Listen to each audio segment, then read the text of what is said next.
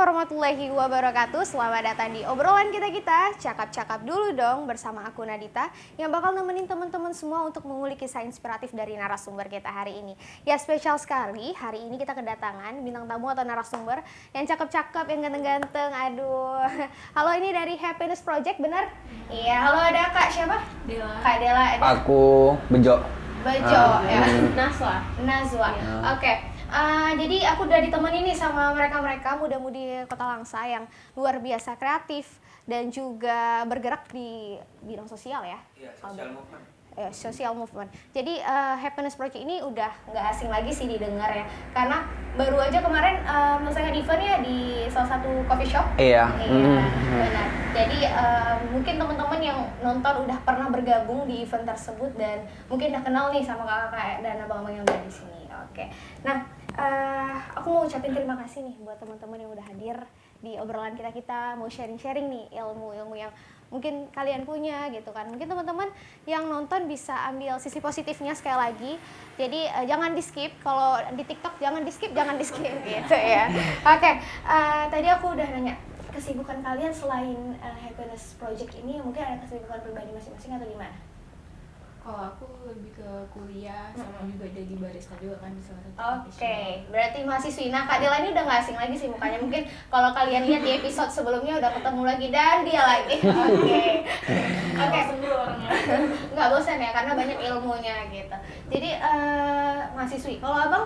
Kalau aku udah sarjana, terus sekarang aku udah move ke Yogyakarta sekarang. Kebetulan kemarin lagi pulang libur. Ya udah dari kita ngerjain project kan ini aku belum pulang, jadi ya udahlah sekalian kita mau ngobrolin lagi ke depannya. Oke. Nah, kalau kakak cantik ini dari mana? Dari Langsa. Oke, kesibukannya? Kesibukannya sekarang masih kuliah sih. Oke. Ya, jadi rata-rata mungkin banyak dari Happiness Project itu yang mahasiswa. Nah, aku pengen tahu nih, Happiness Project sendiri itu sebenarnya apa sih? Ada yang mau jelasin? Dari aku dulu ya kali. Happiness Project itu kan awalnya kita pengen buat sesuatu social movement nih. Gimana sih yang awalnya itu dari diri kita bantu orang itu, kenapa sih harus tunggu kita punya uang dan lain hal gitu. Ketika kita bisa menggerakkan massa, menggerakkan banyak orang, kayaknya kita nih bisa nih. Kadang kan banyak orang yang lupakan hal itu, ketika diingatkan mereka bakal, oh bisa nih, bisa. Dari situ kita ngobrol-ngobrol nyantai, coba yuk gitu. Apalagi di Langsa kayaknya belum ada kali ya. Oke, berarti bergerak dari gimana sih untuk berbagi tanpa jadi kendalanya tuh nggak punya uang. Benar. Jadi kalau boleh tahu ide awal terciptanya itu atau founder pertama deh, pencetus pertama tuh siapa sih? Ini foundernya. Oke, aku langsung ketemu nih. Wah, gila banget sih obrolan. Jangan dibilang aku juga founder gitu kan. Awal takut didatain. Enggak gitu. Takutnya kan banyak persepsi lah dari orang. Tapi awalnya kita tuh ada bertiga ngobrol nyantai. Kebetulan ada Riza kebetulan adik aku juga. Terus ada Elvan kan. Awalnya itu kalau aku pribadi nih kepikiran, ada adikku paling kecil itu pernah ngobrol sama ibuku. Dia bilang gini, ibuku bilang, kamu ntar kalau udah selesai kuliah kerja dong, bisa bantu keluarga dan lain hal, kerja yang di sini dan di perusahaan ini dan gitu kan. Adikku ngomong waktu itu, mama jangan atur adik gimana cara kerjanya, tapi adik pengen jadi orang yang berguna buat banyak orang. Jadi tuh aku udah mulai, adikku yang umur segini kok bisa mikir gitu kan. Nah, setelah beberapa waktu aku move ke Yogyakarta. Pandemi nggak lama, kebetulan yang satu lagi Helvan itu di Jakarta, dia juga kerja di sana. Pas pandemi aku ngelihat di sana itu kesenjangan sosial benar-benar parah gitu kan. Kayak ada satu momen aku pulang kerja sore, itu tuh di daerah satu jalan di Kaliurang. Mobil berhenti mau ngasih bantuan, terus tuh pada lari, rame banget lari gitu. Kayak aku enyuh gitu kan, nyerbu gitu.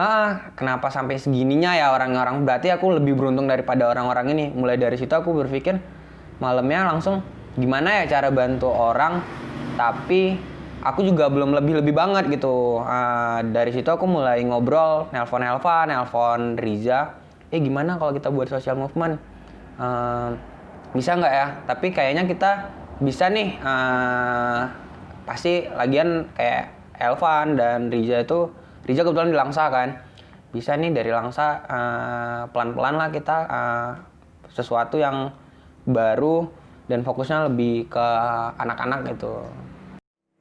Oke, jadi tadi seperti kisah dari Bang Bejo tadi, berarti Happiness Project ini berangkat dari Bang Bejo melihat ini ya situasi yang mungkin kalau dilihat tuh miris gitu ya, miris. karena orang sampai nyerbu gitu. Kenapa aku nggak bisa berbuat di kota kelahiranku seperti itu mungkin ya.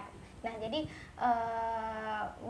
Bang Bejo di situ ngajak nih teman-teman gitu, ngajak teman-teman yang di Kota Langsa untuk bisa melakukan gerakan yang bermanfaat seperti itu. Oke. Nah, tadi kalau boleh tahu titik fokusnya adalah anak-anak. Nah, kan kita di Happiness Project ini kan kalau bisa dibilang itu kan sharing kebahagiaan gitu, berbagi dalam bentuk donasi. Nah, donasinya kalau boleh tahu tuh dalam bentuk apa sih? Kan ke anak-anak nih targetnya gitu. Boleh kuat atau boleh ya kali. Donasi Happiness Project itu dalam bentuk kayak misalnya nih ada anak-anak yang pengen main bola, terus dia nggak mampu untuk beli bola, sepatu bolanya, baju bolanya. Nah kami ini fokus ke menuhin kebutuhan mereka. Karena kami percaya kalau misalnya keuangan, kebutuhan pokok makanan itu udah ada orang lembaga tersendiri untuk bantuan itu. Tapi untuk di Langsa untuk memenuhi kebutuhan yang apa sih namanya, barang-barang yang memang wujudin mimpi mereka kayak gitu, itu mereka kita belum ada di Langsa. Oke, berarti kayak singkatnya mereka punya bakat nih, tapi mereka nggak tahu nih, dan kalian lebih melihat mereka-mereka seperti itu gitu kan. Lebih fokusnya sih ke orang-orang yang anak-anak yang kurang mampu sih. Oke. Kalau boleh tahu, gimana sih kalian bisa dapetin anak-anak itu? Biasanya tuh kan kita punya tim gitu, punya masing-masing. Jadi kita bakal datang ke akademi SSB atau enggak ya PBSI, terus atau enggak lain kayak karate di tempat apa namanya, kalau karate dari apa nama dojonya kita datengin.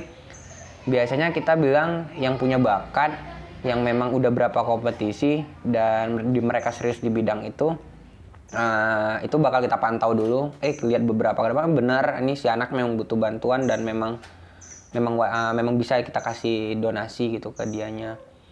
Dan ketika udah ini di hari H yang mau kita kasih itu kita nggak bilang sama si anak sih, langsung dikasih langsung. Oke, berarti kan kalian menemukan target-target yang seharusnya diberikan itu kan dari nggak bisa bilang komunitas atau instansi gitu kan. Nah kalau untuk ke anak-anak pelosok itu pernah nggak sih? Kebetulan belum, karena kan kita juga baru mulai showcase.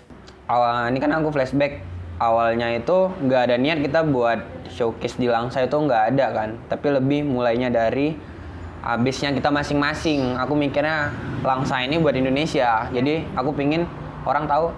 Kadang kan anak-anak yang dari Langsa ini keluar, mereka nggak pernah bilang aku dari Langsa, aku bilangnya dari Aceh gitu kan, karena kalau dibilang Langsa orang nggak tahu. Jadi mulai kita mikir konsepnya itu gimana Langsa untuk Indonesia. Kebetulan aku di Yogyakarta, Helvan di Jakarta, terus Abai di Jakarta, terus ada Baby di Bandung, Ua di Medan, Rima di Medan, terus Rija, Dela di Langsa, Andri di Medan juga, Andri di Medan, Dawi di Langsa, Ajir di Banda Aceh gitu. Jadi pengennya itu donasi dari orang-orang Langsa, kita move terus. Misalnya hari ini ya pertamanya pengen hometownnya kita di Langsa, terus ntar bulan depan Banda Aceh, terus move lagi Medan, terus muter-muter dari donasi tersebut. Kalau kita pengennya gitu. Oke, berarti secara nggak langsung Happiness Project membranding Kota Langsa untuk Indonesia, benar ya? Jadi keren banget ya, parah. Jadi menurut aku emang itu agak sulit sih, sulit banget. Cuman aku yakin mulai dari gerakan kecil, niat baik pasti bakal dipermudah gitu. Jadi berarti Happiness Project ini untuk teman-teman timnya tidak hanya fokus di Langsa aja. Oke, berarti dan untuk lokasi kalian melakukan kegiatan pun tidak di Langsa saja berarti ya. Oke, keren, parah sih.